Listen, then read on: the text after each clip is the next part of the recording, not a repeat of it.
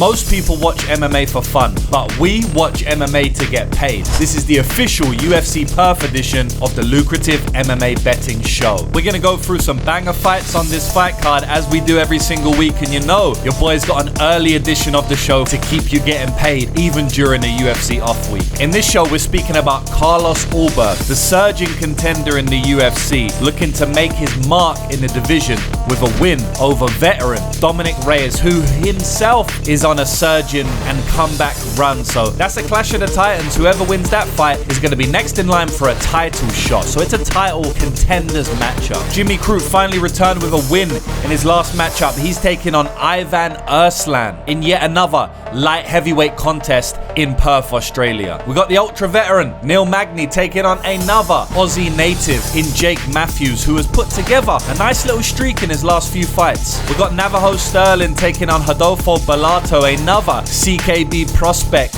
following in the footsteps of City Kickboxing's own Carlos Ulberg in the main event. So cannot wait to speak to you about all of these fights, and most importantly, my actual predictions, analysis, and where we should make our bets. So run the intro, and I'll see you on the other side.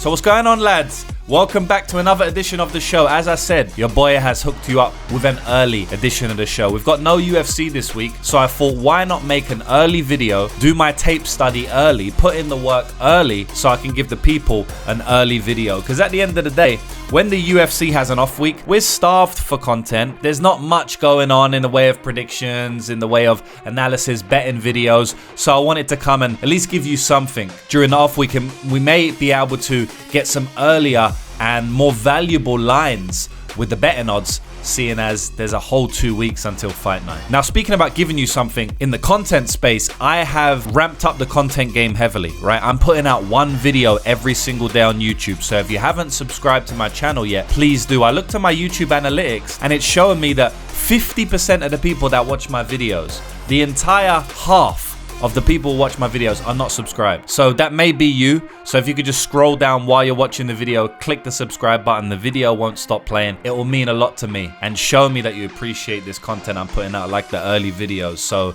it makes me more motivated to keep on doing this. You know, the content game is a grind, but I absolutely love speaking about MMA, and I love making money on MMA even more. So there's no time to waste, lads. Let's try and make money on this next card in the very last fight of the night, which is the main event of the evening, which is Carlos Ulberg taking on Dominick Reyes. So Carlos Ulberg coming into this fight with a shiny record, 12 wins, only 1 loss. Dominick Reyes, on the other hand, coming into this fight with a record of 15 wins and 4 losses. So currently, Carlos Ulberg is sitting as the minus 165 favorite, with the underdog price tag on Dominick Reyes coming back at plus 145. So yeah, very interesting fight, guys. We got Carlos Ulberg, who did end up losing his first fight in the UFC against Kennedy and Zechukwu. He got finished in that fight, and a lot of people were kind of counting him out, saying, you know what, he's not the prospect that maybe we thought he was. He was a big favorite in that fight. But he's rattled off win after win after win after win since that fight. He's actually undefeated since that fight. That's actually the only loss in his entire career. And again, it was a UFC debut. And we speak time and time again, boys, about fighters making their UFC debuts. You have to give them a pass a little bit, because the pressure, the nervousness, all of that stuff, a lot of times for a lot of fighters, especially if they're not that experienced, it gets to them. And that definitely happened in the Ulberg versus Kennedy fight, because if they fight again, Ulberg's knocking him out, and I'm very confident of that. But anyway, he's gone on a run, and the reason I'm mentioning that, to be honest, boys, is because Dominick Reyes has done the exact same thing to some degree, or at least a similar thing. And what I mean is, take an L. In Dominick Reyes' case, he took 4 L's in a row, but now he's rattled off win after win after win. So they're both surging up the division. They're both on big win streaks, 3 fights plus. In Ulberg's side, it's like 6 fights, 7 fights that he's won in a row. And now they're both fighting each other, and that's going to determine who's going to fight for the title soon. So, a similar career trajectory in terms of the recent career, although the career trajectory couldn't be more different in the fact that Dominick Reyes has already been in the position that Ulberg wanted to, fighting for the title. Dominick Reyes has already tasted what that championship fight night and championship fight week feels like. So very interesting fight here. Very interesting clash of career trajectories outside of the clash of styles. The clash of styles doesn't interest me as much. It interests me as a striking connoisseur, right? Someone who loves striking. I'd have to say that striking is my first love. I love martial arts. I love grappling. I love jiu-jitsu, but striking definitely was the first martial art that I ever took, right? It was Muay Thai. Kind of boxing when I was a kid, but basically Muay Thai, and I fell in love with the sport, still in love with the sport. So I always like when two strikers go off against each other. But at the end of the day, I think the way they match up, and I'll mention that in a minute, it's not that enthralling, right? It's not that thrilling. I don't think the fight is going to be a crazy bar burner because of the stylistics, but career trajectory wise, man, I'm super interested to see if Ulberg is going to be able to handle the spotlight here. Main event of the evening. He's been in a co-main spot before, but he's never been in a main event, and that's a big difference. You know, your face is now front and center of the poster, and we know that, you know, in his UFC debut, he didn't necessarily handle that extremely well. So, you know, it is worth mentioning. UFC experience is a real thing. Big fight experience is a real thing, and that's all on the Dominick Reyes side. You know, I don't think Dominick Reyes is going to be nervous to much of a degree going into this fight, but I feel like Carlos Ulberg could definitely be a bit nervous going into this fight, especially, you know, with his personality. He's not like super loud, outspoken, brash, and I know through the grapevine he has a bit more of a reserved personality, right? So sometimes those guys thrive,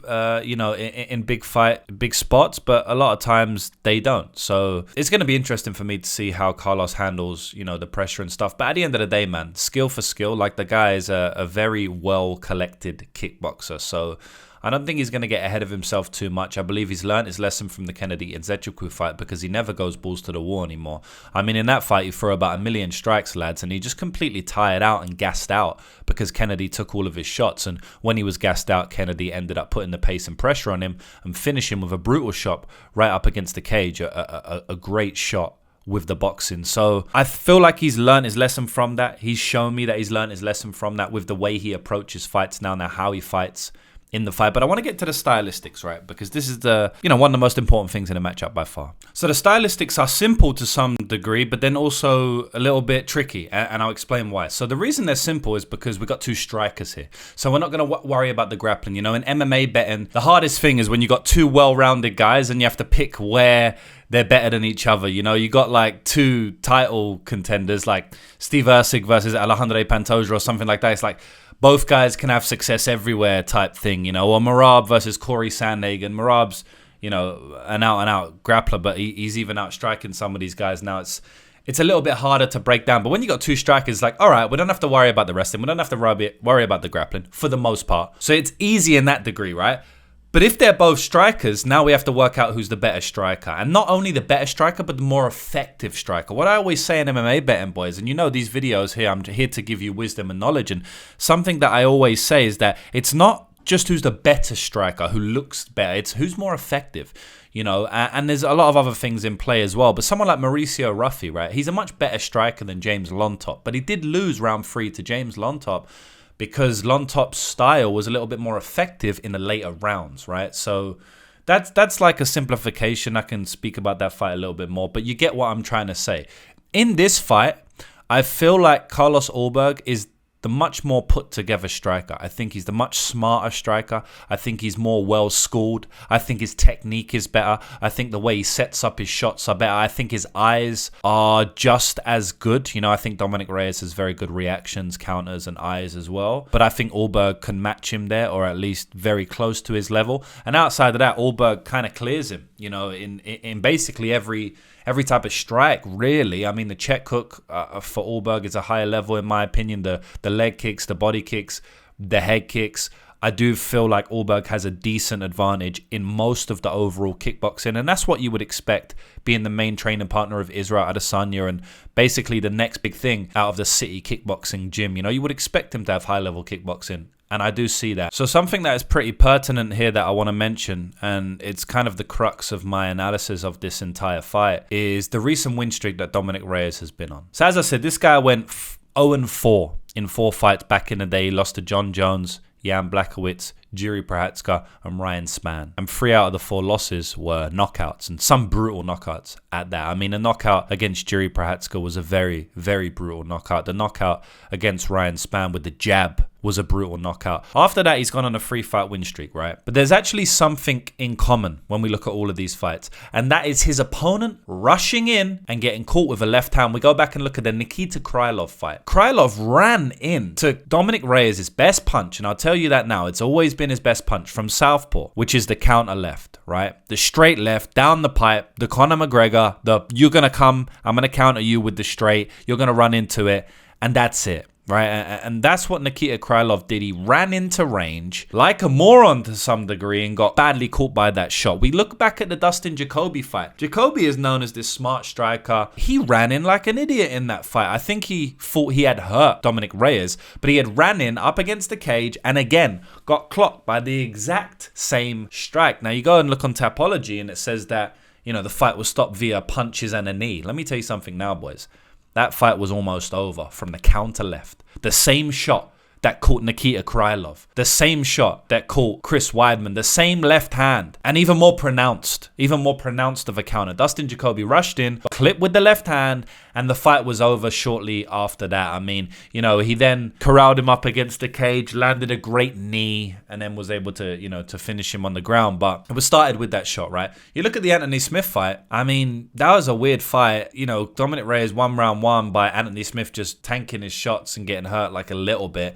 And then round 2, Anthony Smith tried to grapple him and just basically got caught with elbows up against the cage randomly on a takedown and then ended up falling to his knees like he does a lot. Curling up in that fetal position to some degree like he does a lot. And Dominick Reyes just pounded him out for about 3.5, 4 minutes. And then eventually the ref stopped it. It was a very weird stoppage. But mainly I'm speaking about the Krylov and the Dustin Jacoby fights. I mean, the reason I'm bringing these fights up, well, not only to let you know how the knockouts happen, that same counter left, but also to say that that's not happening to Carlos Ulberg, man. Ulberg does not rush in like that, ever. In fact, he likes to fight on the back foot. And if he does fight on the front foot, he ain't rushing in like Nikita Krylov or Dustin Jacoby do. I tell you that right now.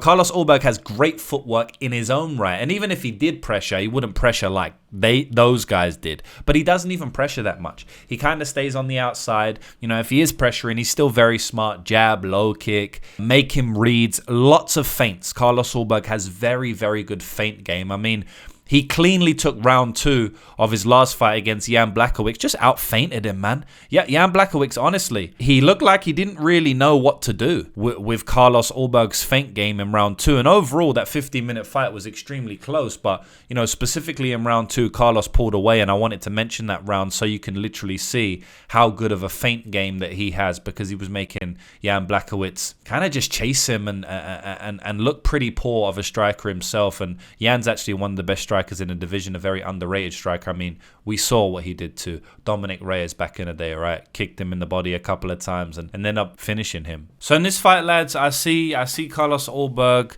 and Dominick Reyes potentially starting out in maybe a tentative fight. Maybe they're not throwing too much volume. Maybe they respect each other a lot. This is what happens when Carlos Ulberg, has fought some high-level strikers in Jan Blachowicz and not really Volkanov's Demir because he pressured there, but yeah, I feel like, for the first round or two, this could be a little bit, maybe not or two, but maybe for the first few minutes, it could be a little bit tentative. But I just feel like Ulberg's the much better striker, man. I think he's the better striker at all levels. And I do think Dominick Reyes has some athleticism and some striking acumen and some speed, with that left hand to potentially land some stuff and trouble him. At the end of the day, man, it's a light heavyweight fight. Like, nothing is ever a lock. But yeah, I just think Carlos Ulberg's a better striker, boys. I really do. I just think he's a better striker. I think he's better at feinting.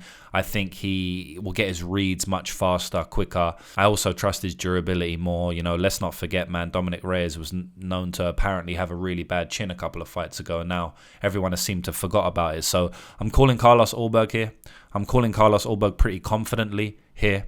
And that's really it, man. I think Carlos Ulberg's going to win this fight. Knockout or decision, both are equally likely. I'm actually going to say knockout. I'm going to say Dominick Reyes' chin issues are found out again. And yeah, Carlos Ulberg catches him coming in maybe, or maybe feints a shot and maybe hurts him with some body kicks, man. We saw what Jan did to him. Like, I really think Carlos Ulberg has the chance to hurt him to the body.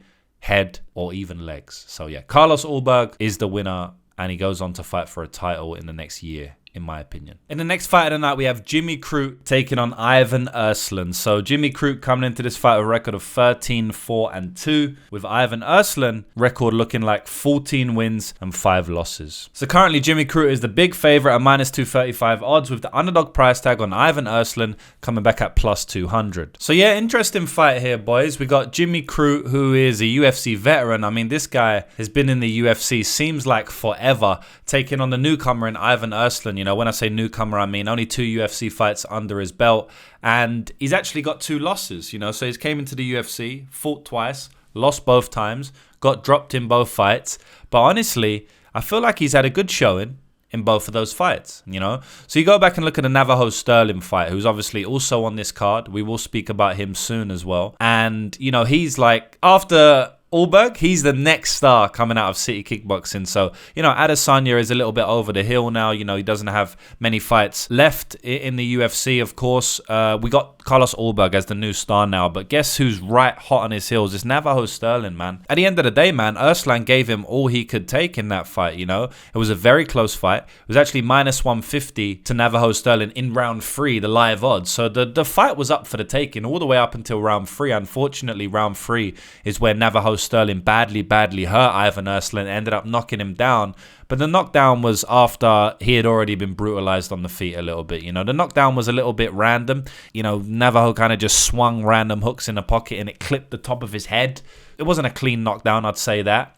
But it was definitely a heavy one because it hit him, you know, in a very bad position near the temple, above the top of the head. And yeah, he got hurt and, you know, he got fucked up in that round. But outside of that round, like, he was competing, man. You know, he was pushing the pace on Navajo at times. Navajo looked to be getting a little bit tired. He was landing his boxing combinations on Navajo. He was competing very well in the boxing. And yeah, it was just a close fight. You know, he was able to stuff multiple takedowns of Navajo Stirling. Navajo also took him down multiple times, and Navajo is a striker. So, you know, that wasn't the best look. But I felt like it was a good show, and that's what I'm trying to say. In his fight against Ion Cutelaba, that was his UFC debut, it was a split decision, boys. It was a very close fight. A very, very close fight. And unlike the Navajo Stirling, he clearly won the 3rd round in that fight. So I feel like he's got good cardio. I think that he can hang with Navajo Stirling, who's potentially another title challenger in a couple of years.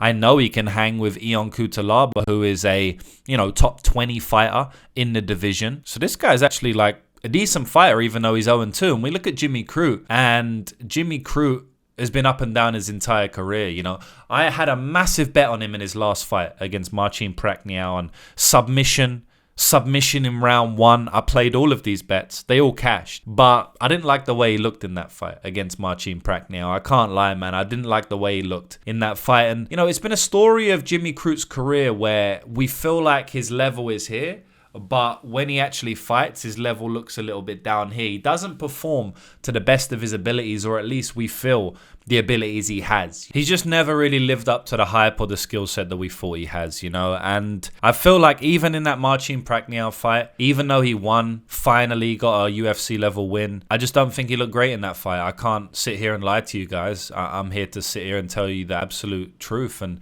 the truth was, to my eyes, as an MMA analyst, and I could be wrong, and he could have just had a off night, or maybe I'm just looking at things wrong. I don't think he looked that great in that fight. I feel like he looked a little bit washed, a little bit weathered. And let me speak about that specifically. Some of the takedowns he was shooting were kind of poor. You know, his single legs were poor. Marcin Prachnio was stuffing him. He took Marcin Prachnio down within the first couple of minutes, and Marcin was able to retain his guard, get butterfly hooks, kick Jimmy Crute in the stomach, and stand back up.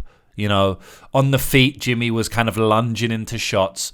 I just didn't love what I saw of him in that fight. Another thing about Jimmy is that he's taken a hell of a lot of damage in his career, man. So that might be causing some downgrade in his performance in his last fight. Something else to mention about Jimmy Crute is that he's had a lot of addiction, alcohol addiction issues and mental issues. You know, he actually took multiple years outside of the sport because he needed to get his mental health right, because his mental health was off. And obviously I wish him the best of luck in that. But at the same time, it's not a good thing when you want to put your money on a fighter if they're talking about mental health issues, right? We all have our own mental health issues to some degree. We all struggle with mental health, right? Like, and when I say struggle, it's probably the wrong word. I don't mean struggle. What I'm saying is everybody in life goes through struggles, right? And obviously they can impact your mental health, and every single person, including myself, watching this video right now or speaking it, can relate to some degree and show empathy to some degree to people with mental health issues, right? But this is not a mental health podcast. This is an MMA betting podcast. And I'll tell you something now.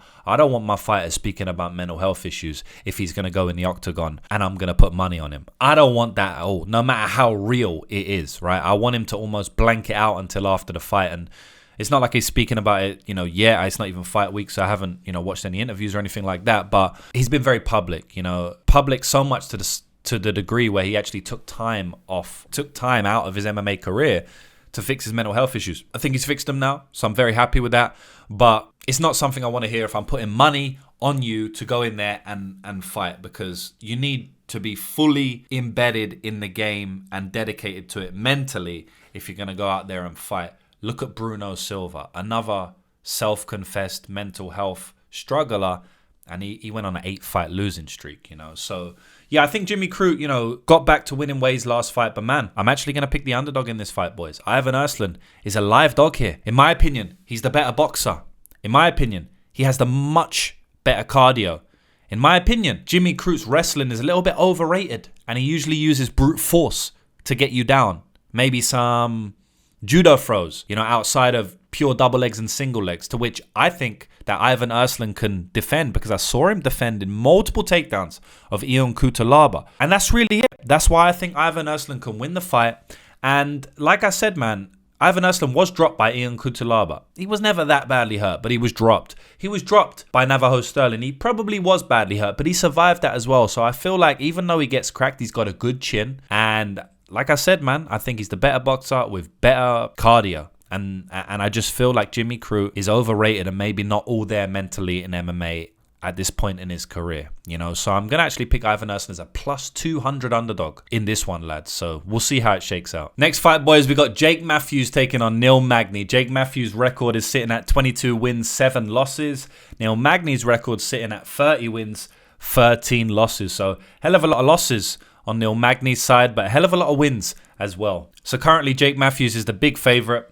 One of the biggest on the card, maybe the biggest on the card. In fact, confirmation from me, the biggest favorite on the card by a long shot as well. He's a minus 450 favorite in this spot, lads, with the underdog price tag on Neil Magny coming back at plus 350. Interesting fight, lads, and similar to Carlos Ulberg and Dominick Reyes, he's had a couple losses in his career, but now he's on a good win streak, similar to those guys. Now he's on a very solid win streak. He's actually 4-1. Jake Matthews in his last 5 fights. He laid an egg versus Matthew Semelsberger. He didn't perform well in that fight, but every single fight since then, he's performed very well. Subsequent fight after that, coming off that loss, was Darius Flowers. He finished him in round 2, and then he lost to Michael Morales in a 29-28 fight, which was a very close fight. The margins were thin, and Michael Morales looks to be challenging for a title in the next 1 to 2 years. He just brutalized Gilbert Burns in round 1, something that nobody has ever done like that to Gilbert Burns. So I actually think him losing to Michael Morales might be the best performance in that entire run. I mean, his Chidi Njokwani performance last time out was an extremely good performance. He submitted him in basically a minute. We bet on him in that spot as an underdog, and I gave him out on this show. So, that was good. But I honestly feel like Michael Morales' fight was maybe just as impressive, just because I rate Michael as such a high-level fighter. A lot higher level than Chidi Njokwani, I'll tell you that now. He's taking on an aging veteran in Neil Magny, and man, when I look into this fight, I can't pick Neil Magny here. I mean, Jake Matthews is tough to back at minus 450 odds, and the reason is simple. It's because throughout his entire career, time and time again, he's gone into fights where he should be minus 450 odds. He has a big path to victory, like the Matthew Semelsberger fight, like the Anthony Rocco Martin fight, even back to his Ultimate Fighter days against Andrew Holbrook, where he was a minus 500 favorite. He ended up losing by split decision. So yes, time and time again in his career, he has laid an egg in fights that he should win, but I can't predict when they will be, because he fights guys who he should beat, and he runs through them as well, like Darius Flowers. And I feel like at this point in his career, he's probably on the best run he's ever been on. He's probably looked the best he's ever looked. I mean, Francisco Prado looked like he didn't belong in there with him, and we could say the same about Chidi Njokwani. And then, like I said, he had a 60-40, 40-60 fight against potentially the future champion in Michael Morales. So I will say that his recent run, he's probably looked the best he's ever looked in MMA. And that's no surprise because he's 31 years of age now. So he's directly in his prime. If you know anything about MMA, usually the prime for an athlete is around 28 to 32. You know, on average, that's about the prime. And 31 is right bang smack in the middle of that. I mean, 30 is, but, you know, don't call me a liar for a year. So I feel like he's in his prime now, boys, and I think we're going to see his prime again at UFC Perth. I think he's just better than Neil Magny everywhere, man. I think he's going to be able to take down Neil Magny at any point in time, and we have to remember that Neil Magny does not have a good ground game. If you can take him down, you got some cardio, like Elizu Zaleski dos Santos didn't have.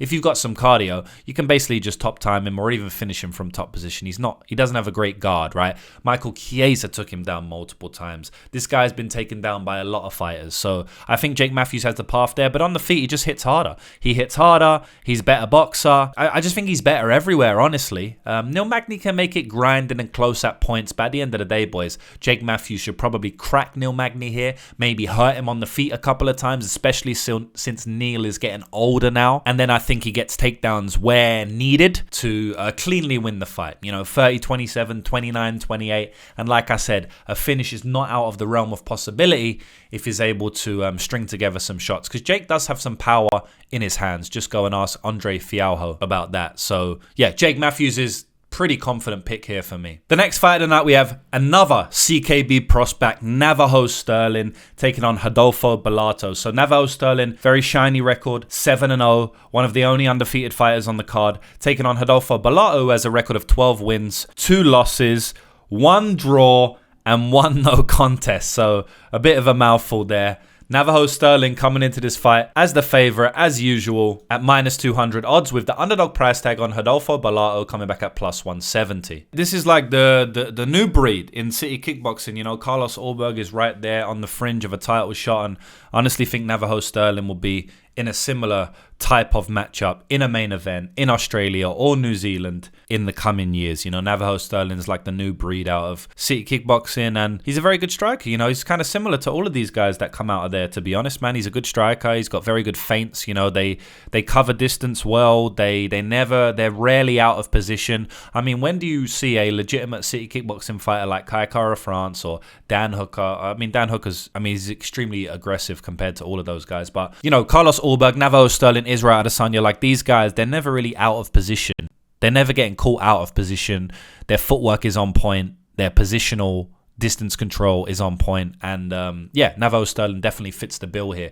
I definitely feel like he's still finding his feet in the game. You know, he came to the UFC very early on, boys. About 5-0 he came into the UFC, you know, which is what Carlos Ulberg did as well. And I think Navajo needs to get his feet in a little bit, you know, needs to be a little bit more confident in there, let his shots fly a little bit more. And if he does, he'll get a knockout. You know, he's been close to a knockout multiple times. He's dropped multiple opponents under the UFC banner, but he hasn't got his first finish yet. I think it will come at some point. Will it come against Bellato? I don't know. Bellato's a very tough guy. But ultimately, I do give him a big advantage in this fight. Let's speak about Bellato for a minute. Bellato had that crazy fight against Paul Craig where a lot of people were saying he was faking being knocked out and stuff like that. I don't really know, boys. I'm going to reserve judgment for this one. I'm going to let me know in the comments. What did you think? Was that a fake? Was that a faking being knocked out or not? Like, it was just a very strange circumstance. But the round one wasn't very competitive. Not much happened. It wasn't a great look, in my opinion. The Jimmy Crute fight, you know, he got absolutely brutalized in round one. Jimmy Crute gassed out completely. And then obviously Bellato came back but couldn't finish him. Again, not a great look. The Pateria fight,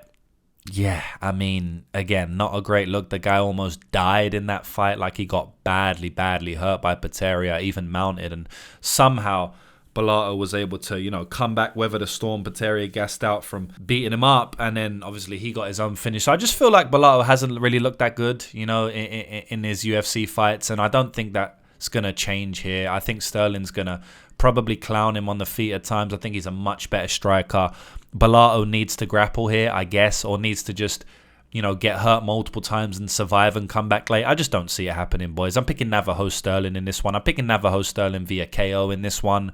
Bellato's a tough guy, so it definitely could be a decision, but I've seen him hurt way too many times to say that decision is so likely, because look at the Pateria fight. Look at the Jimmy Crute fight. I mean, you're not going to keep taking punishment like that and just keep surviving to a decision. So I'm not calling decision or KO confidently, but I'm definitely saying that you can't be confident. I'm calling the lack of confidence confidently, and I don't think anyone can be in terms of a method of victory, but I do think you can be confident in Navajo Stirling. I am confident in Navajo Stirling. I'm picking him to win this fight. All right, boys, now I'm going to give you a chance to join my VIP members service completely for free for an entire month. This is the lucrative Wheel of Fortune. So I've got all of the comments on my past video and I put them into a draw, a Wheel of the Fortune. I'm going to spin now. Whoever it lands on has won 1 month free to my VIP service. So make sure you comment down below to be in with a chance to win next week's draw. I do this every single week. All you need to do is leave a good comment down below and you'll be automatically entered into the draw. Even if you're part of my VIP, you can still enter.